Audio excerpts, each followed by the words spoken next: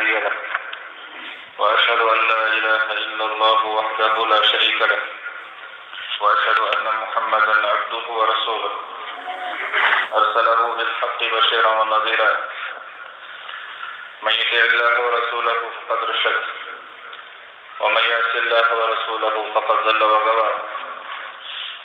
قال الله تعالى: يا أيها الذين آمنوا اتقوا الله حق تقاته ولا تموتن إلا وأنتم مسلمون. يا أيها الناس اتقوا ربكم الذي خلقكم من نفس واحدة وخلق منها زوجها وبث منهما رجالا كثيرا ونساء واتقوا الله الذي تساءلون به والأرحام إن الله كان عليكم رقيبا.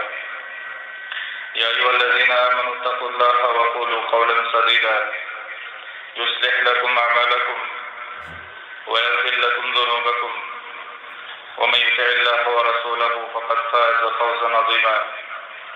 أما بعد، فإن خير الحديث كتاب الله وخير الهدي هدي محمد صلى الله عليه وسلم وشر الأمور محدثاتها وكل محدثة بدعة وكل بدعة ضلالة وكل ضلالة في النار. قال الله تعالى بعد أعوذ بالله من الشيطان الرجيم: واذكروا نعمة الله عليكم إذ كنتم أعداء فألف بين قلوبكم فأصبحتم بنعمته إخوانا وكنتم على شفا حفرة من النار فأنقذكم منها كذلك يبين الله لكم آياته لعلكم تهتدون.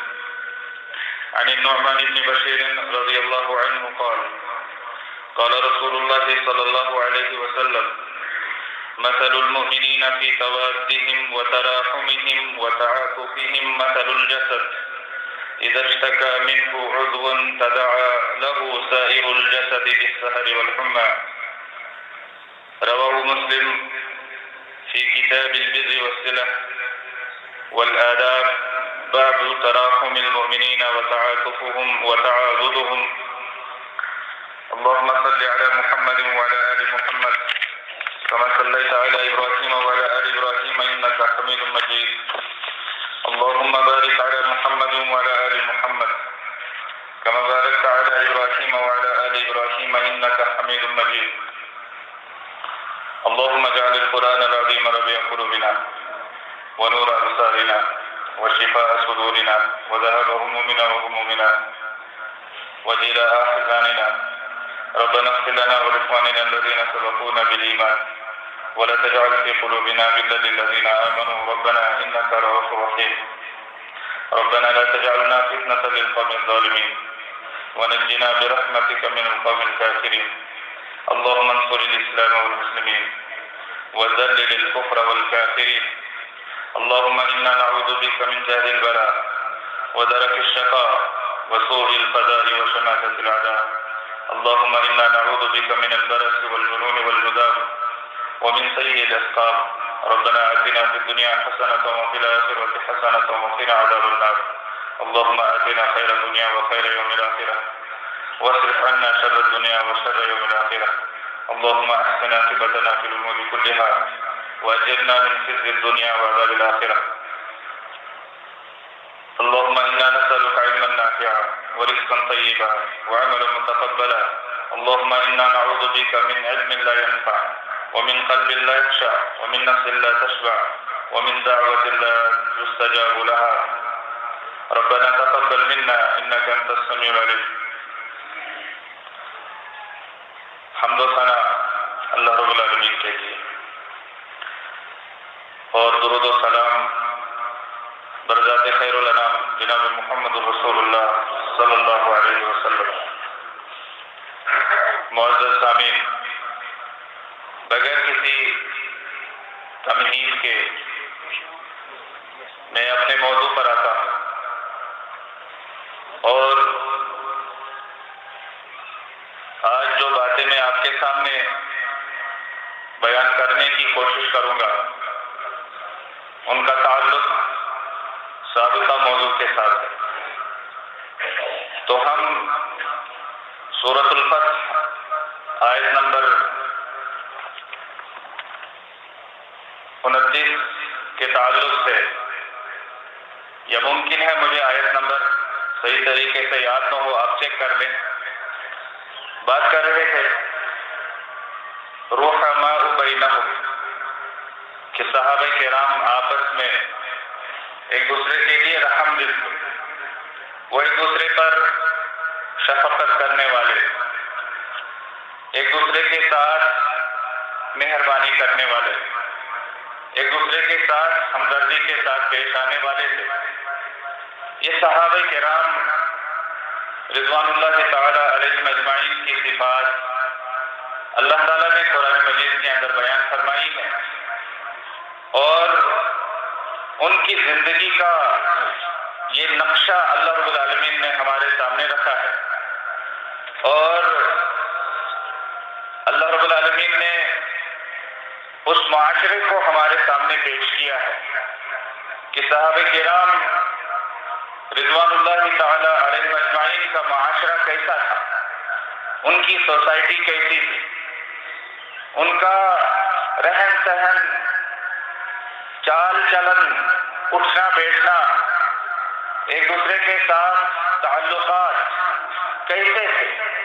تو قرآن کریم نے بیان فرمایا کہ وہ آپس میں ایک دوسرے کے ساتھ محبت کرنے والے تھے، چاہے وہ اہل البیت سے تعلق رکھنے والے ہوں یا باقی صحابہ کرام، دونوں کے تعلقات آپس میں بہت زیادہ گہرے تھے۔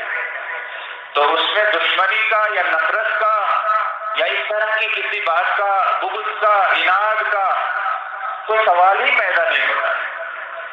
جن کے ساتھ رشتہ داری کی جاتی ہے وہ دشمن نہیں ہو سکتے، ظاہری طور پر بعض اوقات اختلافات ہو سکتے ہیں، ناچاکیاں ہو سکتی ہیں، لیکن بات دشمنی کی حد تک پہنچ جائے ایسا نہیں ہو سکتا۔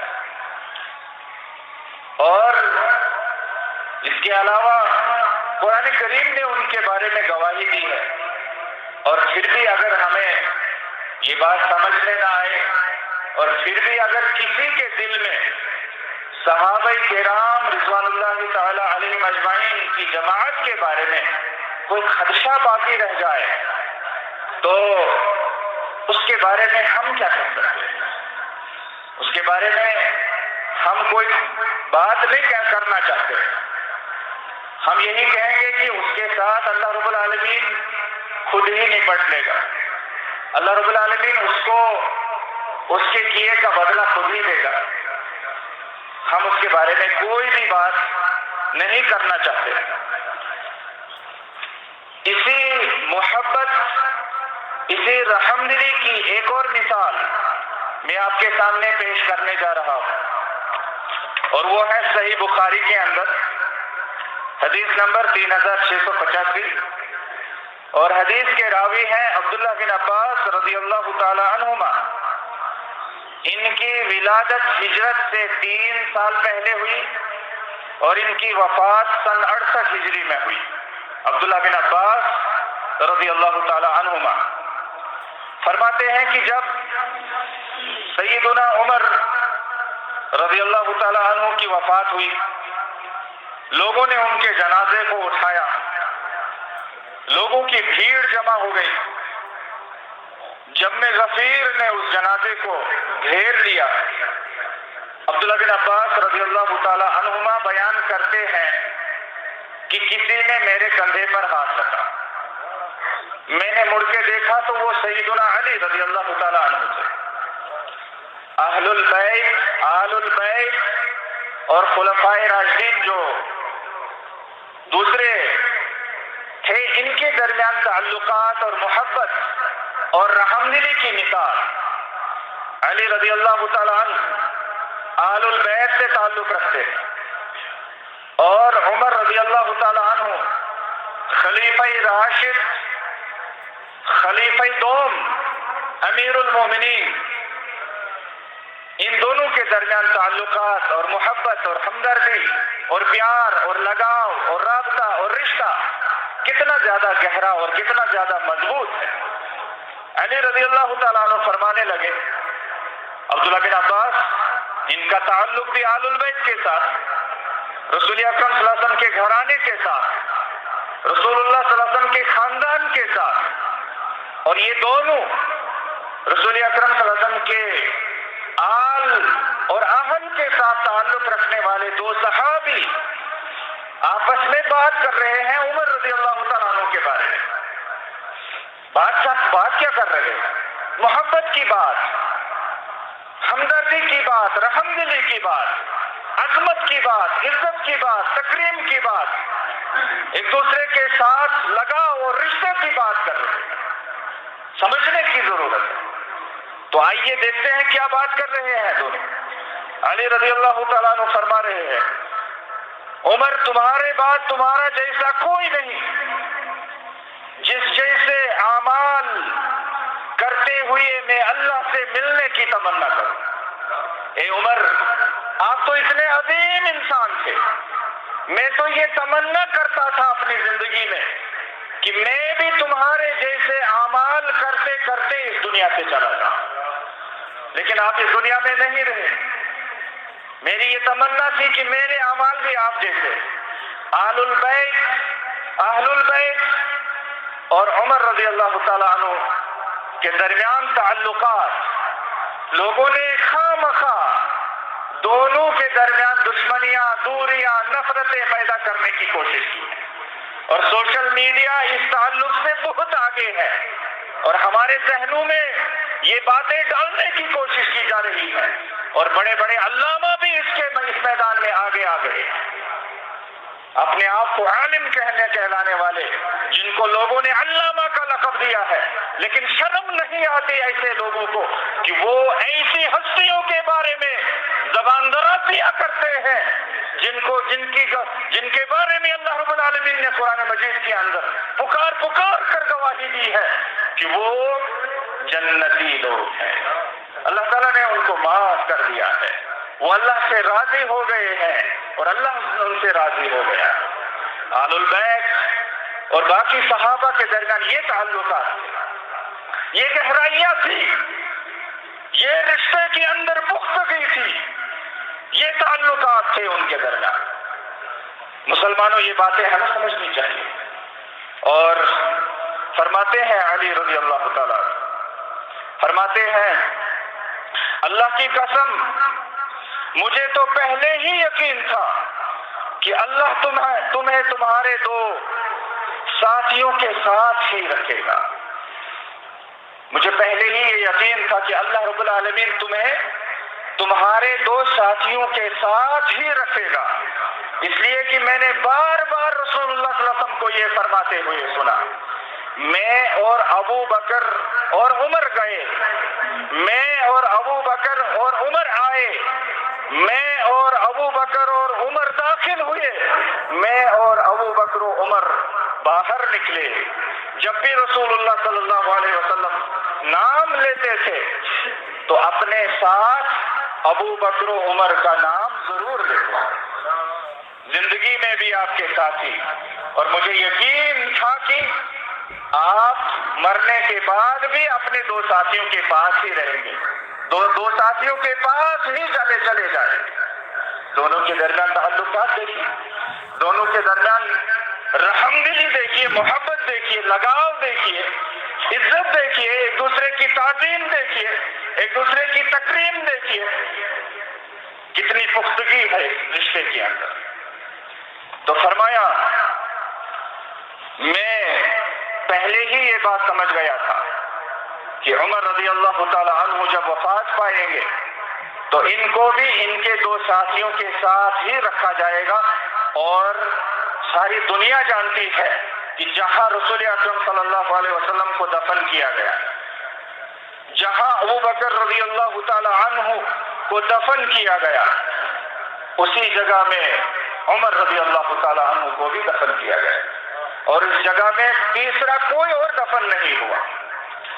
باقی صحابہ کرام جن کی وفات مدینہ کے اندر ہوئی ان کو بقیع الغرقد کے اندر دفن کیا گیا، لیکن یہ تین محمد الرسول اللہ صلی اللہ علیہ وسلم اور آپ کے دو ساتھی ابو بکر و عمر رضی اللہ تعالی عنہما ایک جگہ میں دفن ہوئے. تو زندگی میں جیسے ساتھ تھا، مرنے کے بعد بھی اللہ تعالیٰ نے اسی طرح سے ان کو ساتھ رکھا، وہ ساتھ مرنے کے بعد بھی نصیب فرمایا. اور اس کے بعد ایک اور مثال رحماء بینہم کی میں یہ دینا چاہوں گا کہ معرکہ یمامہ ہوا، اور معرکہ یمامہ میں صحابہ کرام میں سے بہت سارے جو حفاظ قرآن تھے، جن کو قرآن کریم زبانی یاد تھا، جو قرآ تھے، قرآن کریم کو پڑھنے والے، قرآن کریم کو جاننے والے جو صحابہ تھے، بہت زیادہ لوگ جنگ یمامہ میں شہید ہو گئے، بہت زیادہ لوگ. اب آپس میں تعلقات دیکھیے اہل البیت اور باقی صحابہ کے درمیان. ظاہری طور پر کچھ باتوں میں اختلاف رائے ہوا، وہ ہمارے درمیان بھی ہوتا ہے، وہ شروع سے ہوتا آیا ہے، اور یہ انسان کی فطرت میں ہے. سب کے ذہن برابر نہیں، سب کی سوچ برابر نہیں، سب کے مقاصد ایک جیسے نہیں، سب کے اہداف ایک طرح سے نہیں ہوتے. ظاہری طور پر اختلاف ہوا، لیکن دل میں کوئی اختلاف نہیں تھا صحابہ کرام کے درمیان. دل کے اندر کوئی اختلاف نہیں تھا. ظاہری تو تھا، علمی مسائل میں اختلاف تو ہوتا ہے، لیکن دلوں کے اندر وہ اختلاف نہیں تھا. جنگ یمامہ میں بہت سارے صحابہ کرام، حفاظ کرام، قراء جب شہید ہوئے تو عمر رضی اللہ تعالی عنہ ابو بکر رضی اللہ تعالی عنہ کے پاس آئے اور مشورہ دیا کہ صحابہ کرام جن کے سینوں میں قرآن مجید ہے وہ آہستہ آہستہ شہید ہوتے جا رہے ہیں، اور آہستہ آہستہ وہ اس دنیا سے چلے جا رہے ہیں. کہیں ایسا نہ ہو کہ قرآن کریم جمع ہونے سے پہلے ہی قرآن جن کے سینوں میں ہے وہ اس دنیا سے چلے جائے. لہذا آپ ایسا کریں کہ آپ قرآن کریم کو جمع کرنے کا حکم صادر فرمائیں. آپ خلیفۃ المسلمین ہیں، آپ امیر المومنین ہیں، آپ یہ سرکاری طور پر حکم نامہ صادر فرمائیں، کسی کو ذمہ داری دے دے کہ جن صحابہ کے سینوں میں قرآن مجید موجود ہے ان کو جمع کیا جائے اور ان سے قرآن مجید کو سن کر کتاب میں لکھ لیا جائے اور کتاب کے اندر اس کو جمع کر دیا جائے. آپ ایسا کریں. تو بعض صحابہ نے اس رائے کی مخالفت کی. ظاہری طور پر، جیسے میں نے کہا، ظاہری طور پر بعض صحابہ نے کہا کہ نہیں، ایسا نہیں ہو سکتا، اور ان کے پاس دلیل تھی. انہوں نے دلیل یہ دی کہ رسول اللہ صلی اللہ علیہ وسلم نے اپنے زمانے میں قرآن کریم کو جب جمع نہیں کیا تو ہم کیوں کریں؟ جب رسول اللہ صلی اللہ علیہ وسلم نے اپنے زمانے میں قرآن مجید کو جمع نہیں کیا تو آج ہم کیسے کر سکتے ہیں؟ ایک کتاب میں قرآن مجید کو جمع کیا جائے، ایسے کیسے ہو سکتا ہے؟ لیکن ابو بکر صدیق رضی اللہ تعالیٰ عنہ نے یہاں ایک عظیم کارنامہ انجام دیا. ان صحابہ کو جن کی رائے مختلف تھی ان کو سمجھایا، ان کو بتایا کہ قرآن کریم کو جمع کرنے میں کیا حکمت ہے، اس کے اندر کیا فائدہ ہے. اس لیے کہ اگر آہستہ آہستہ قرآن کریم کو یاد کرنے والے اس دنیا سے چلے گئے، نعوذ باللہ، قرآن کریم کا کچھ بھی حصہ ہمارے سامنے نہیں رہے گا، نعوذ باللہ من ذالک. حالانکہ اللہ رب العالمین نے اس کتاب کی حفاظت کرنی تھی، اور اس کا ذریعہ ابو بکر صدیق رضی اللہ تعالی عنہ کو بنایا، عمر رضی اللہ تعالی عنہ کے مشورے کو بنایا، اور پھر ابو بکر صدیق رضی اللہ تعالی عنہ نے ان لوگوں کو جب سمجھایا تو وہ مان گئے. اور پھر ابو بکر رضی اللہ تعالی عنہ نے زید بن ثابت رضی اللہ تعالی عنہ کو مقرر فرمایا، سرکاری طور پر ان کو یہ آرڈر دیا کہ تم قرآن کریم کو جمع کرو. وہ صحابہ جن کے پاس یہ قرآن کریم ہے، جن کے پاس ایک ایک آیت ہے، ان کو بلاؤ، ان سے قرآن کریم کو سنو، اور پھر ایک کتاب میں اس قرآن کریم کو لکھ لو. تو اس طرح سے ابو بکر رضی اللہ تعالیٰ عنہ نے قرآن کریم کو جمع کیا. جب یہ کارنامہ انجام دیا ابو بکر صدیق رضی اللہ تعالیٰ عنہ نے، تو ان کا اور علی رضی اللہ تعالی عنہ کے درمیان تعلق دیکھیے. اب یہ تعلق مجھے سمجھانا ہے. رحماء بینہم، آپسی محبت، آپسی رحم دلی، آپسی لگاؤ، آپسی رشتہ کیا تھا. علی رضی اللہ تعالی عنہ بیان فرماتے ہیں اعظم الناس اجرا فی المصاحف ابو بکر. قرآن کریم کو جمع کرنے کے اعتبار سے سب سے زیادہ اجر جس کو ملے گا وہ ابو بکر صدیق رضی اللہ تعالی عنہ، کیونکہ انہوں نے قرآن کریم کو جمع کیا، کتابی شکل دی، اور وہی قرآن مجید آج تک ہمارے پاس ہے، ہمارے ہاتھوں میں ہے، ہم پڑھ رہے ہیں. اور اس جمع کرنے میں کس کا کردار ہے، کس نے رول کیا، ادا کیا؟ ابو بکر رضی اللہ تعالیٰ عنہ نے. جتنے لوگ پڑھیں گے، جتنے لوگ تلاوت کریں گے، اس کا ثواب ابو بکر رضی اللہ تعالیٰ عنہ کو بھی پہنچے گا. سب سے زیادہ اجر قرآن کریم کے تعلق سے جس کو ملنا ہے وہ ابو بکر رضی اللہ تعالیٰ عنہ کو ملنا ہے. اور یہ کون فرما رہا ہے؟ یہ کس کے کلمات ہیں؟ یہ کس نے کہا؟ یہ سیدنا علی رضی اللہ تعالی عنہ بیان فرماتے ہیں. اعظم الناس اجرا فی المصاحف ابو بکر. فرماتے ہیں کان اول من جمعه بین اللوحین، کہ ابو بکر رضی اللہ تعالی عنہ وہ پہلے صحابی ہیں جنہوں نے قرآن کریم کو کتابی شکل دی، کتاب میں جمع فرمایا. اب یہاں پر ایک دوسرا موضوع یہاں سے نکلتا ہے، وہ ہے جمع قرآن کا موضوع. قرآن کریم کو کیسے جمع کیا گیا، یہ ایک الگ موضوع ہے. اگر اللہ رب العالمین نے موقع دیا پھر کبھی آپ کے سامنے اس پر بات ہوگی، اور اس کے تعلق سے بہت سارے سوالات بھی سامعین کے ذہن میں ابھرے ہوئے ہوں گے، ان کے جوابات بھی آ جائیں گے. لیکن فی الحال ہمارا جو موضوع ہے وہ صحابہ کے درمیان جو تعلقات تھے، آل البیت، اہل البیت اور باقی صحابہ کے درمیان جو تعلقات تھے وہ واضح کرنا ہے. کیا واقعی ان کے درمیان دشمنیاں تھی؟ کیا واقعی ان کے درمیان اتنے بڑے اختلافات تھے کہ وہ ایک دوسرے کو برداشت نہیں کرتے تھے؟ ایسی بات حقیقت میں نہیں تھی. یہ لوگوں نے بعد میں اس کو یہ رنگ دے دیا. لوگوں نے اپنے کچھ مقاصد حاصل کرنے کے لیے، اپنے کچھ مفاد کو مد نظر رکھتے ہوئے انہوں نے صحابہ کرام کے درمیان جو تشاجر ہوا، ظاہری اختلاف جو ہوا، اس کو ایک عجیب و غریب رنگ دینے کی کوشش کی. اور اس کے لیے انہوں نے من گھڑت موضوع، بے سروپا جھوٹے قصے اور کہانیاں گھڑنا، اس سے بھی انہوں نے گریز نہیں کی. تو بہرحال مختصراً یہ ایک مثال اور میں نے آپ کے سامنے بیان کی جس سے واضح ہوتا ہے کہ ان خلفاء کے درمیان آپس میں کتنے گہرے تعلقات تھے، رشتہ داریاں تھی، اور آپس میں ایک دوسرے کے لیے محبت تھی، ایک دوسرے کے لیے عزت تھی، احترام تھا، اور آپس میں ایک دوسرے کی عظمت کو بھی وہ جانتے تھے. علی رضی اللہ تعالی عنہ اپنے سے پہلے 3 خلفاء کو اپنے سے بہتر سمجھتے تھے.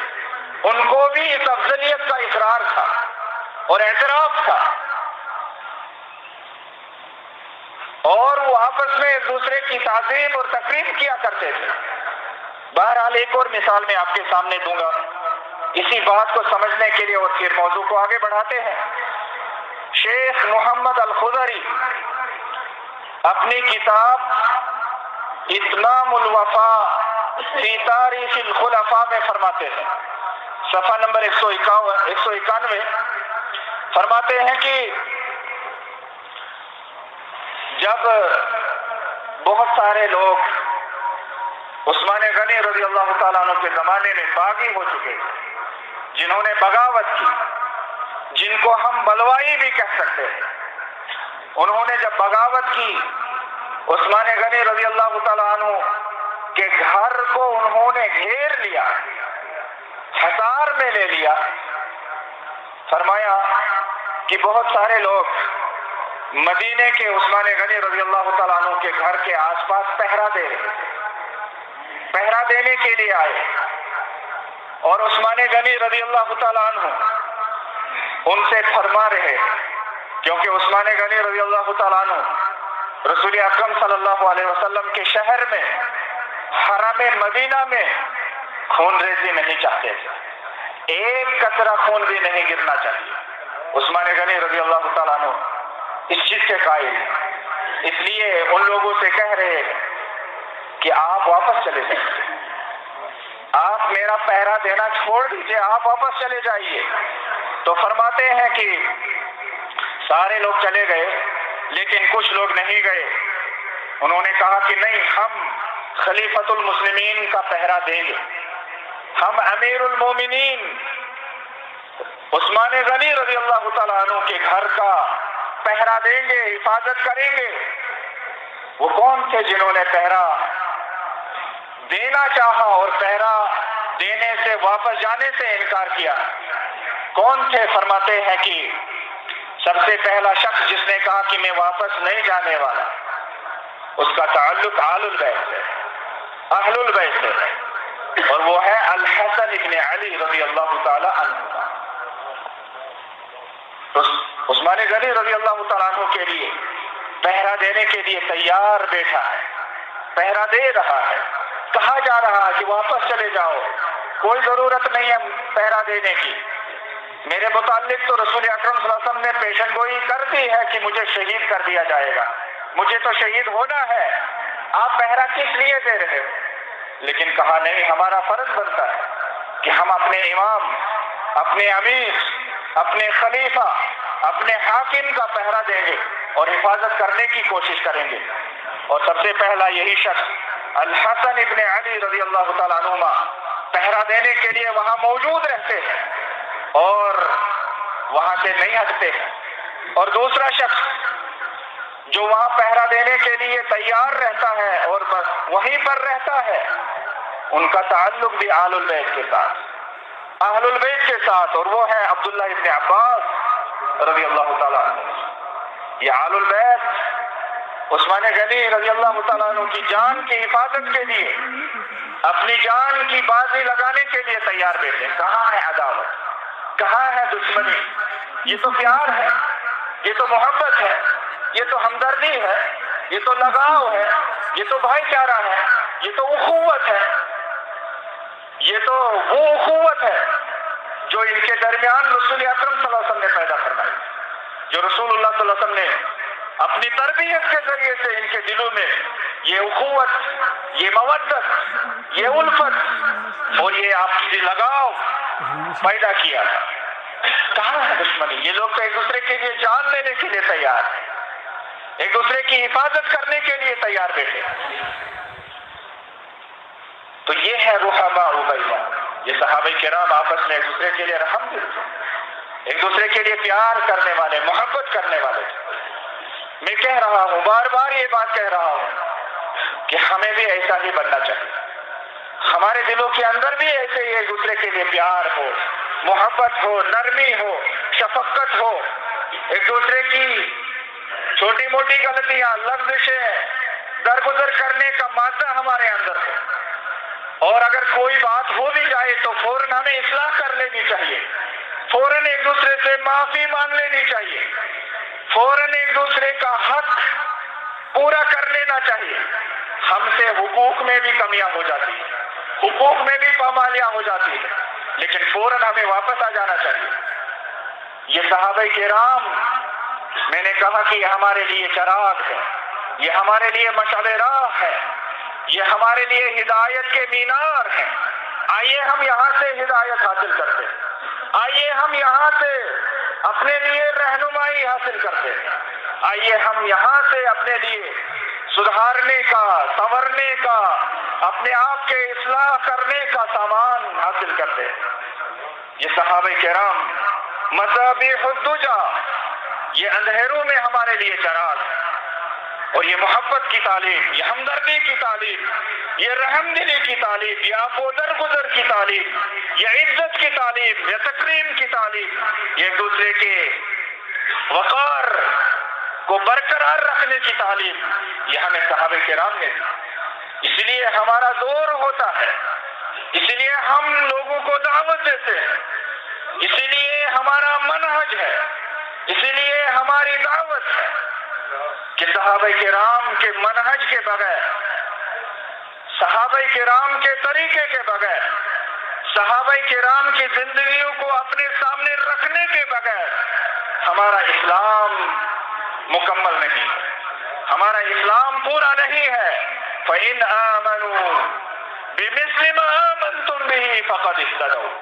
اگر ان بعد والے لوگوں نے اسی طرح ایمان لایا، اسی طرح اسلام قبول کیا، اسی طرح اسلام پر عمل کیا، اسی طرح محمد الرسول اللہ صلی اللہ علیہ وسلم کے فرمان کو مانا، اسی طرح سے قرآن مجید کو سمجھا، قرآن مجید کو پڑھا، قرآن مجید پر عمل کیا، جس طرح سے صحابہ کرام نے یہ سارے اعمال کیے، صحابہ کرام نے یہ سارا کچھ کیا، فقد اهتدوا، پھر تو یہ ہدایت یافتہ ہے.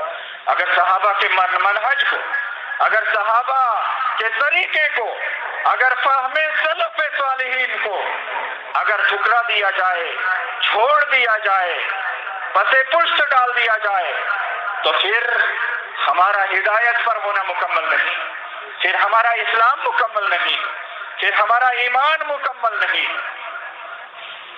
اس لیے اللہ رب العالمین نے ہمیں یہ تعلیم دی ہے، اسی طرح ایمان لانا پڑے گا، اسی طرح سے قربانیاں دینی پڑے گی، اسی طرح سے ہمیں بھی محنت اور کوشش کرنی پڑے گی اسلام کے لیے، جس طرح سے صحابہ کرام نے قربانیاں دی، جس طرح سے صحابہ کرام نے محنتیں کی، کوششیں کی، دعوت و تبلیغ کے میدان میں، توحید کا پرچم بلند رکھنے کے میدان میں، سنت کو عام کرنے کے میدان میں، عمل کے میدان میں، جس طرح سے صحابہ کرام پیش رہے ہیں، آگے رہے ہیں، اسی طرح سے ہمیں بھی آگے آنا ہوگا. تو یہ تعلقات ہیں ان کے درمیان، اس طرح سے ان کے تعلقات ہیں آپس میں، اور اس طرح سے رشتے ہیں ان کے آپس میں، اور اس طرح سے پیار اور محبت کے ساتھ ہی اپنی زندگیاں گزار رہے ہیں.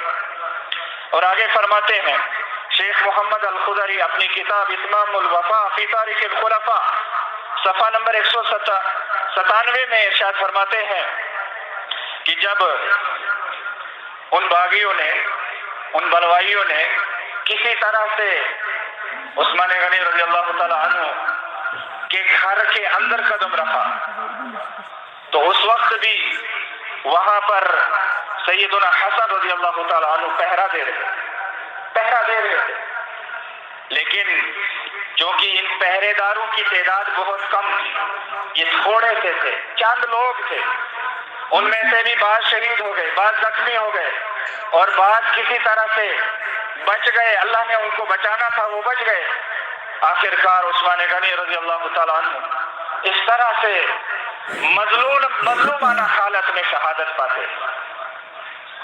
لیکن مجھے کہنا یہ ہے کہ آل البیت کا ایک آدمی، آل البیت سے تعلق رکھنے والا ایک عظیم فرد، رسول اکرم صلی اللہ علیہ وسلم کا نواسا علی مرتضی رضی اللہ تعالیٰ عنہ کا لخت جگر، فاطمہ الزہرا رضی اللہ تعالیٰ عنہا کا نور نظر، وہاں پر عثمان غنی رضی اللہ تعالیٰ عنہ کے لیے پہرا دے رہا ہے. کہاں ہے عداوت، کہاں ہے نفرت؟ اس سے یہ پتہ چلتا ہے کہ یہ ساری باتیں بناوٹی، اور لوگوں نے ان کو یہ رنگ زبردستی دینے کی کوششیں کی. اس چیز سے ہمیں باخبر رہنا ہوگا. اور رحماء بینہم، صحابہ کرام آپس میں ایک دوسرے کے لیے رحم دل تھے. یہ بات تو ہم اچھی طرح سے سمجھ گئے، اچھی طرح سے ہم نے اس کو سمجھ لیا. اور ایسا کیوں نہ ہوتا جبکہ ان کی تربیت جناب محمد الرسول اللہ صلی اللہ علیہ وسلم کے سائے میں ہوئی ہے. قرآن کریم گواہ ہے، قرآن کریم ہمیں بتلا رہا یزکیہم کہ محمد الرسول اللہ صلی اللہ علیہ وسلم ان کا تزکیہ کر رہے. رسول اکرم صلی اللہ علیہ وسلم نے ان کی تربیت کی، تزکیہ کیا، یعلمہم الکتاب والحکمہ، کہ محمد الرسول اللہ صلی اللہ علیہ وسلم ان صحابہ کرام کو کتاب کی تعلیم دے رہے ہیں، کتاب اللہ کی تعلیم دے رہے ہیں، والحکمہ، اور حکمت کی تعلیم دے رہے ہیں۔ میں نے بارہا یہ بات آپ کے سامنے بیان کی ہے کہ قرآن کریم میں جہاں بھی حکمت کا لفظ آیا ہے قرآن کریم کے بعد، وہاں حکمت سے مراد سنت ہوتا ہے، اور یہ امام شافعی رحمۃ اللہ علیہ کا قول کہ جہاں بھی قرآن کریم کے بعد حکمت کا لفظ آیا ہے وہاں پر حکمت سے مراد سنت ہوا کرتا ہے۔ تو رسول اکرم صلی اللہ علیہ وسلم نے ان کو قرآن کریم کی تعلیم دی، حکمت کی تعلیم دی۔ کہنے کا مقصد یہ ہے جن لوگوں کی تربیت محمد الرسول اللہ صلی اللہ علیہ وسلم نے کی اور ان کو قرآن پڑھایا ہے، سنت ان کو سکھائی ہے، ان کے دلوں میں ایک دوسرے کے لیے نفرت کیسے ہو سکتی ہے؟ حالانکہ اللہ رب العالمین نے رحمت للعالمین محمد الرسول اللہ صلی اللہ علیہ وسلم، جو کہ رحمت مجسم تھے، رسول اعظم تھے، نبی اکرم تھے اور پیغمبر محترم تھے، سید ولد آدم تھے، ان کے بارے میں اللہ رب العالمین نے فرمایا ہے فَبِمَا رَحْمَةٍ مِّنَ اللَّهِ لِنْتَ لَهُمْ، اللہ کی رحمت سے آپ اپنے صحابہ کے لیے نرم ہو گئے، اللہ کی رحمت کی بدولت آپ اپنے صحابہ کے لیے، آپ اپنے ساتھیوں کے لیے، آپ اپنے پروانوں کے لیے، آپ اپنے جانثاروں کے لیے، آپ اپنے فدائیوں کے لیے، آپ اپنے شہدائیوں کے لیے، آپ اپنے اوپر مر مٹنے والوں کے لیے نرم ہو گئے، آپ نرم ہو گئے ہیں ان کے لیے، اور یہ اللہ کی رحمت ہے۔ اگر آپ تھوڑا بھی سخت ہوتے تو یہ صحابہ آپ کے گرد نہیں رہتے پروانوں کی طرح، جیسے پروانے شمع کے اوپر اپنی جان نچھاور کر دیتے ہیں، یہ ایسے پھر آپ کے آس پاس نہیں رہتے بلکہ یہ آپ سے دور بھاگتے اگر آپ تھوڑا بھی سخت دل ہوتے۔ کیا ایسے نبی کی تربیت میں رہنے والے لوگوں کے دلوں میں رحم نہیں ہو سکتا ایک دوسرے کے لیے؟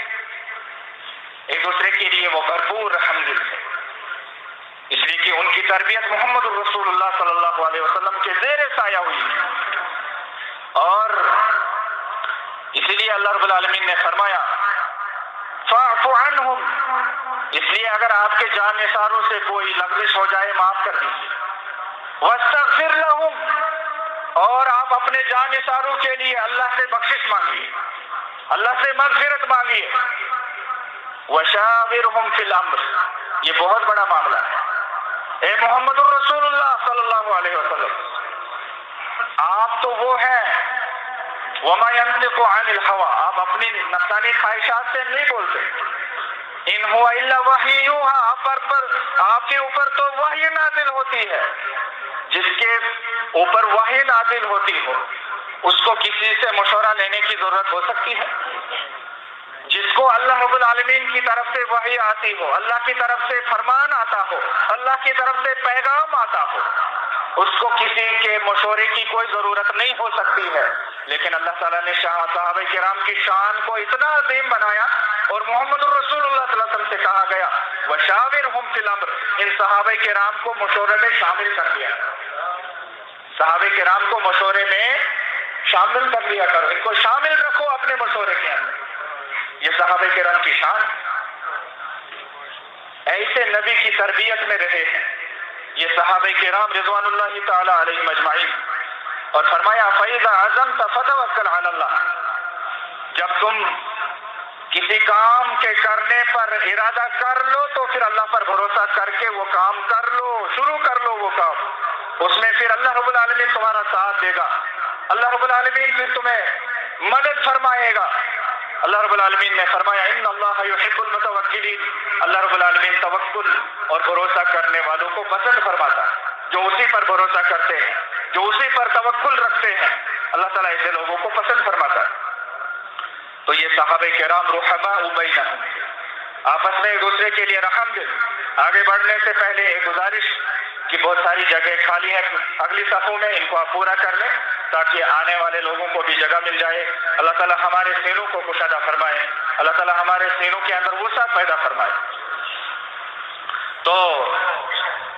یہ صحابہ کرام رحماء بینہم تھے، اور اسی کو اللہ رب العالمین نے سورہ آل عمران آیت نمبر 103 کے اندر بیان فرمایا وَاذْكُرُوا نِعْمَةَ اللَّهِ عَلَيْكُمْ، لوگوں یاد کرو اللہ کی نعمت. اور یہ سب سے پہلا خطاب صحابہ کرام کو، سب سے پہلے یہ آیت کس کو سنائی گئی؟ صحابہ کرام رضوان اللہ تعالی علیہم اجمعین کو سنائی گئی، اور انہیں کو یاد دلایا گیا، اور ان کے ذریعے سے ہمیں بھی یاد دلایا جا رہا ہے، اور قیامت تک آنے والے لوگوں کو یہ بات یاد دلائی جائے گی. تو صحابہ کرام کو یاد دلایا گیا، وَاذْكُرُوا، یاد کرو، نعمت اللہ علیکم، اللہ تعالیٰ کی نعمت جب تم پر برسی. کیا نعمت برسی؟ اذ کنتم اعداء، پہلے تو تم ایک دوسرے کے دشمن تھے، فألف بین قلوبکم، تو پھر اللہ تعالیٰ نے تمہارے دلوں کو ملا دیا. صحابہ کرام کے دلوں کو کس نے ملایا؟ اللہ رب العالمین نے ملایا نا. کیا اب یہ دل جن کو اللہ نے ملایا ہو، کیا وہ جدا ہو سکتے ہیں؟ جن دلوں کو اللہ نے ملایا ہے، کیا وہ دل جدا ہو سکتے ہیں؟ عقل مند مسلمان، ایمان والا، قرآن پڑھنے والا، رسول اکرم صلی اللہ علیہ وسلم کو رسول اکرم صلی اللہ علیہ وسلم کا فرمان پڑھنے والا کبھی بھی یہ نہیں کہہ سکتا ہے کہ جن کا دل اللہ نے ملایا ہو ان کا دل جدا بھی ہو سکتا ہے. نعوذ باللہ من ذالک. اللہ رب العالمین نے ان کے دل ملائے، فألف بین قلوبکم، اللہ تعالیٰ نے تمہارے دلوں کو ملا دیا ہے، تمہارے دلوں کو اللہ نے ملایا. یہ اللہ کی تمہارے اوپر نعمت ہے. تو یہ صحابہ کرام رضوان اللہ تعالی علیہم اجمعین کی شان ہے، جن کے دلوں کو اللہ رب العالمین نے ملایا اسلام کی بنیاد پر، قرآن کی بنیاد پر، رسول اکرم صلی اللہ علیہ وسلم کی زندگی کی بنیاد پر. اس لیے اللہ رب العالمین نے اس سے پہلی آیت میں جس سے پہلے فرمایا وَاعْتَصِمُوا بِحَبْلِ اللَّهِ جَمِيعًا وَلَا تَفَرَّقُوا، ایک بہت بڑا سبق اس امت کے لیے، اس منتشر امت کے لیے، اس گروہوں میں بٹی ہوئی امت کے لیے، اس فرقوں میں پھیلی ہوئی امت کے لیے ایک بہت بڑا درس، ایک بہت بڑا سبق، ایک بہت بڑا لیسن ہے، اور وہ ہے کہ اللہ کی رسی کو مضبوطی سے تھام لو اور الگ الگ مت ہو جاؤ. اللہ کی رسی سے مراد قرآن مجید. اور پھر اللہ تعالیٰ نے یہی نعمت یاد دلائی کہ قرآن کے ذریعے سے اللہ تعالیٰ نے تمہارے دلوں کو کیسے ملایا. رسول اکرم صلی اللہ علیہ وسلم کی عملی زندگی کے ذریعے سے اللہ تعالیٰ نے تمہارے دلوں کو کیسے ملایا. کن کے دلوں کو؟ صحابہ کرام کے دلوں کو ملایا.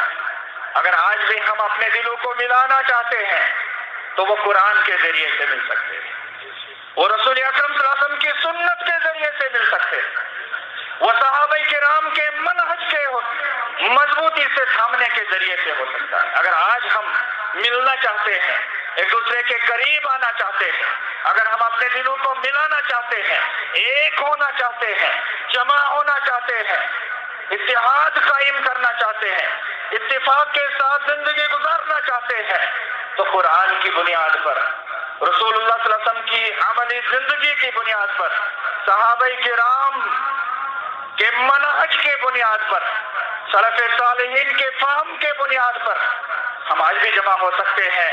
اللہ تعالیٰ آج بھی ہمارے دلوں کو انہی بنیادوں پر جمع کر سکتا ہے، ملا سکتا ہے. لیکن صحابہ کے دلوں کو اللہ رب العالمین نے ملایا، اور اس کی گارنٹی اور سرٹیفکیٹ قرآن مجید کے اندر موجود ہے. اس کی سرٹیفکیٹ موجود ہے قرآن مجید کے اندر.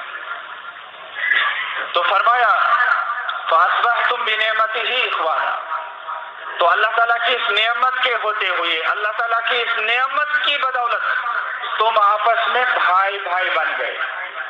تو اللہ تعالیٰ نے صحابہ کرام کے دلوں کو ملایا، جو پہلے ایک دوسرے کے بہت سخت دشمن ہوا کرتے تھے جاہلیت میں، لیکن اسلام کے بعد اللہ تعالیٰ نے ان کے دلوں کو ملا دیا تو ان کو آپس میں ایک دوسرے کا بھائی بنا دیا. خونی رشتے سے بھی زیادہ مضبوط رشتہ اسلام کا رشتہ، خونی رشتے سے بھی زیادہ پختہ اور زیادہ گہرا ایمان کا رشتہ، قرآن کا رشتہ، سنت کا رشتہ، صحابہ کرام کے منہج کا رشتہ، بھائی بھائی بنا دیا۔ اگر ہم بھی بھائی بھائی بننا چاہتے ہیں تو یہی طریقہ ہے، یہی وسائل ہیں، یہی ذرائع ہیں جن کے ذریعے سے آج ہم بھائی بھائی بن سکتے ہیں۔ تو اللہ رب العالمین نے فرمایا وَكُنْتُمْ عَلَى شَفَا حُفْرَةٍ مِّنَ النَّارِ، صحابہ کرام کو نعمت یاد دلائی گئی، اور ہم سارے مسلمانوں کو یہ نعمت یاد دلائی جا رہی ہے کہ تم لوگ جہنم کے کنارے پر پہنچ گئے، بس ہوا کا جھونکا آنا تھا اور تم لوگ جہنم میں گر جاتے، سارے لوگ جہنم میں چلے جاتے، لیکن اللہ تعالیٰ نے تم پر رحم فرمایا اور محمد الرسول اللہ صلی اللہ علیہ وسلم کو تمہارے اندر مبعوث فرمایا، قرآن مجید کا نزول فرمایا، جس کی وجہ سے تم اس جہنم سے بھی بچ گئے۔ اگر ہمیں جہنم سے بھی بچنا ہے تو قرآن کے ذریعے سے بچ سکتے ہیں، محمد الرسول اللہ صلی اللہ علیہ وسلم کی عملی زندگی کے ذریعے سے بچ سکتے ہیں۔ یہ نعمتیں ہمیں یاد ہیں، یہ نعمتیں ہمیں یاد رکھنی چاہیے۔ یہ قرآن کریم نے ہمیں یہ نعمتیں یاد دلائی ہے۔ فرمایا فَأَنْقَذَكُم مِّنْهَا، اس جہنم کے گڑھے سے اللہ رب العالمین نے تمہیں بچا لیا، اور فرمایا كَذَلِكَ يُبَيِّنُ اللَّهُ لَكُمْ آيَاتِهِ لَعَلَّكُمْ تَهْتَدُونَ، ایسے ہی اللہ رب العالمین اپنی نشانیاں واضح کرتا ہے لوگوں کے سامنے، شاید تم ہدایت پر آ جاؤ، شاید تمہیں ہدایت مل جائے، شاید تمہیں راستہ مل جائے، شاید تمہیں صراط مستقیم مل جائے۔ اور یہی رحماء بینکم، آخری بات اللہ رب العالمین نے سورہ انفال آیت نمبر 63 کے اندر بیان فرمائی ہے وَأَلَّفَ بَيْنَ قُلُوبِهِمْ، رسول اکرم صلی اللہ علیہ وسلم کو اللہ رب العالمین نے مخاطب کر کے فرمایا وَأَلَّفَ بَيْنَ قُلُوبِهِمْ، اللہ رب العالمین نے صحابہ کے دلوں کو ملا دیا۔ کون ہے جو ان کو جدا کر سکتا ہے جب اللہ نے ملا دیا ہے؟ فرمایا لَوْ أَنفَقْتَ، اب اس کی اہمیت دیکھیے، دلوں کے ملنے کی اہمیت، اور یہ بھی کس کو سمجھایا جا رہا ہے؟ سید کائنات کو، امام کائنات کو یہ بات سمجھائی جا رہی ہے، اور یہ بات ہمیں بھی سمجھنی ہے، اور اس کی اہمیت کو ہمیں سمجھنا ہے، اس کی عظمت کو ہمیں سمجھنا ہے۔ دلوں کے ملنے کی عظمت کیا ہے؟ یہ بھائی چارگی کیا ہوتا ہے؟ بھائی چارگی کہنے کے لیے تو ایک آسان لفظ ہے، سارے کہتے ہیں، لیکن حقیقت میں دل ملنے کا نام بھائی چارہ ہے۔ جب دل مل جاتے ہیں تو بھائی چارہ قائم ہو جاتا ہے، محبت آ ہی جاتی ہے، پیار، ہمدردی، ایک دوسرے کے لیے عزت اور رشتوں کے اندر مٹھاس، قدرتی بات ہے کہ وہ آ ہی جائے گی جب دل مل جائے گی۔ تو فرمایا وَأَلَّفَ بَيْنَ قُلُوبِهِمْ، اللہ رب العالمین نے ان کے دلوں کو ملا دیا، صحابہ کرام کے دلوں کو ملا دیا۔ لَوْ أَنفَقْتَ مَا فِي الْأَرْضِ جَمِيعًا مَا أَلَّفْتَ بَيْنَ قُلُوبِهِمْ، اگر آپ ساری زمین کے اندر جتنے بھی خزانے ہیں ان کو خرچ کر دیں، لیکن کسی کے دلوں کو آپ ملا نہیں سکتے۔ یہ دل ملانے کا کام اللہ رب العالمین کا ہے، یہ کوئی بندہ نہیں کر سکتا۔ رسول اکرم صلی اللہ علیہ وسلم کو اللہ رب العالمین نے یہ بات سمجھائی، یہ کتنی اہم بات ہے۔ اللہ تعالیٰ سے ہمیں بھی دعا مانگنی چاہیے کہ اللہ رب العالمین ہمارے دلوں کو بھی ملا دے، اور اگر ہمارے دلوں کے اندر بھی یہی محبت، یہی رحمت، یہی مودت، یہی شفقت ڈال دے، ہمارے دلوں کے اندر بھی ایک دوسرے کے لیے عزت اور پیار ڈال دے، اور ہمیں ایک دوسرے کی عزت اور ایک دوسرے کی تکریم کرنے کی توفیق عطا فرما۔ تو فرمایا وَلَكِنَّ اللَّهَ أَلَّفَ بَيْنَ قُلُوبِهِمْ، لیکن اللہ تعالیٰ نے ان کے دلوں کو ملا دیا۔ إِنَّهُ عَزِيزٌ حَكِيمٌ، بے شک وہ غالب ہے اور حکمتوں والا ہے۔ تو صحابہ کرام رضوان اللہ علیہم اجمعین کے دلوں کو اللہ رب العالمین نے ملایا، یہ ان کی عظمت پر دلالت کرتا ہے۔ تو اس سے یہ بات قطعی طور پر ثابت ہو جاتی ہے کہ صحابہ کرام کے درمیان اگر ظاہری طور پر کوئی اختلاف ہوا لیکن دلوں میں کوئی اختلاف نہیں تھا۔ ہمارے درمیان بھی علمی مسائل میں کچھ باتوں میں ظاہری طور پر اختلاف رائے ہو سکتا ہے، سب کے ذہن برابر نہیں، عقلیں برابر نہیں، عقلیں اوپر نیچے ہوتی ہیں، ہو سکتا ہے ہمارے درمیان بھی، لیکن ہمارے دلوں کے اندر اختلاف نہیں ہونا چاہیے۔ ظاہری طور پر ہو سکتا ہے لیکن دلوں میں اختلاف نہیں ہونا چاہیے۔ اگر یہ ہمیں بات سمجھ میں آ جائے تو ہمارے معاشرے کو 4 چاند لگ جائے، ہمارے اندر قوت آ جائے گی۔ اور محمد الرسول اللہ صلی اللہ علیہ وسلم کا فرمان ہے اذا اجتہد الحاکم فاصاب فلہ اجران، جب مجتہد اجتہاد کرنے والا، رائے پیش کرنے والا جب رائے پیش کرتا ہے اور اس کی رائے درست ہوتی ہے تو اس کو 2 اجر ملتے ہیں، اور اگر اس کی رائے غلط ہوتی ہے، رائے تو اس نے دی نا، کوشش تو اس نے کی نا، محنت تو اس نے کی نا، اس محنت اور کوشش کے بدلے پھر بھی اس کو 1 اجر ملتا ہے۔ صحابہ کرام کے بارے میں بھی ہمارا یہی موقف ہے، صحابہ کے بارے میں بھی ہمارا یہی عقیدہ ہے، یہی موقف ہے۔